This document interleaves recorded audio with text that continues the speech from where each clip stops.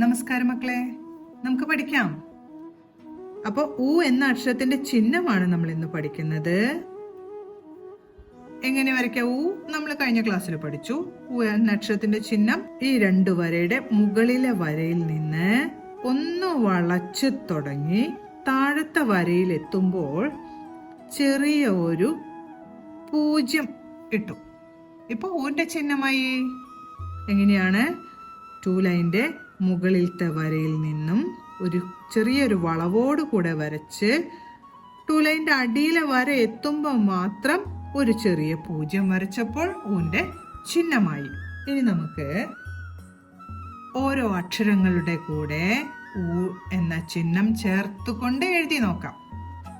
ആദ്യം നമുക്ക് പ എന്നതിന്റെ കൂടെ ഊന്റെ ചിഹ്നം ഒന്ന് എഴുതി നോക്കാം.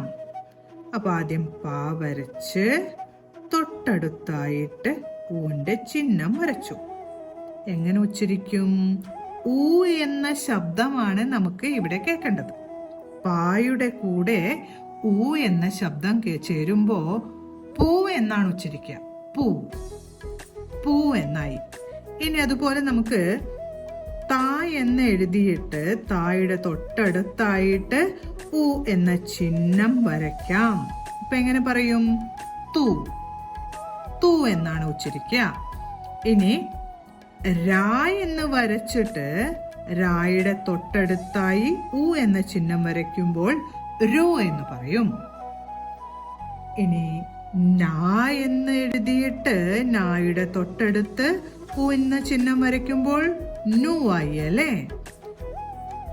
വാ വരച്ചിട്ട് വായുടെ തൊട്ടടുത്ത് ഊടെ ചിഹ്നം വരയ്ക്കുമ്പോൾ വൂ ആയി. ഇങ്ങനെ വ്യഞ്ജനാക്ഷരങ്ങളുടെ കൂടെ ഊ എന്ന ചിഹ്നം ചേർത്ത് നമുക്ക് എഴുതുമ്പോൾ ആ അക്ഷരത്തിന് ഊ എന്ന ശബ്ദം കൂടി ചേർന്ന് നമുക്ക് ഉച്ചരിക്കാനാവും.